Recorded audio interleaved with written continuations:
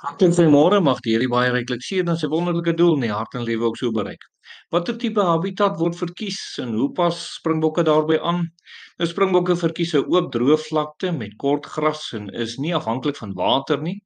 Hulle is uitstekend aangepas om in woestyne te oorleef en bespaar vog deur byna droë ontlasting en gekonsentreerde urine te produseer. Op kouer winternagte bly hulle tussen die duine waar dit warmer is. So liewe vriende, wonderlik hoe hulle aanpas en hoe hulle dan ook so oorleef dan. Ons het nou 'n vraag vir u vanoggend en dit is: hoeveel is u werd? Nou liewe vriende, en daar mag sekerlik 'n gemengde gevoel van antwoorde wees. Emosie vanoggend mag baie bepaal hoeveel u dink en voel dat u werd is. Maar weet u liewe vriende, as ons eerlik moet wees, dan moet ons na die woord van die Here gaan kyk en vra, hoeveel is die mens regtig werd? Mense word vandag afgemaak so maklik as niks.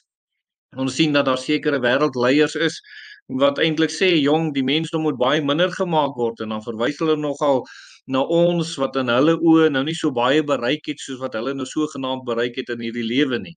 En so moet ons dalk vra, hoeveel is ons werd? Nou daar's 'n wonderlike teksvers, Markus 8 vers 36 sê: want wat sal dit 'n mens baat as hy die hele wêreld win en aan sy siel skade ly? Liewe vriende, dink net hoeveel is u werd?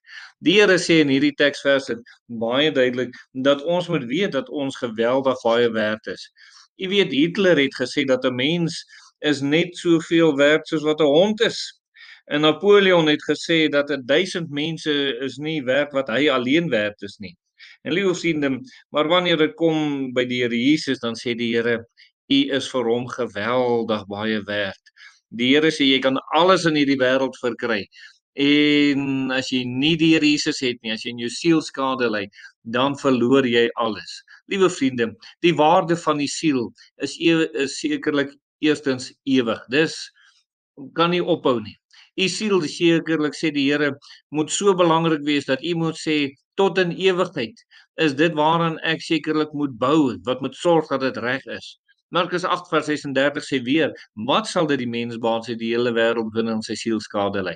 Wat help dit jy het nou hierso tydelike gebied alles en jy kan alles verkry, jy doen alles na die vlees soos wat jy wil en jy, maar eendag wanneer jy sterwe, dan leef jou siel nie, jy gaan in die ewige dood en nie in die ewige lewe in nie. Wat help dit? Dis 'n geweldige skade wat jy jouself aanrig dan ook. En dan liewe vriende, moet ons sekerlik weet dat die Bybel sê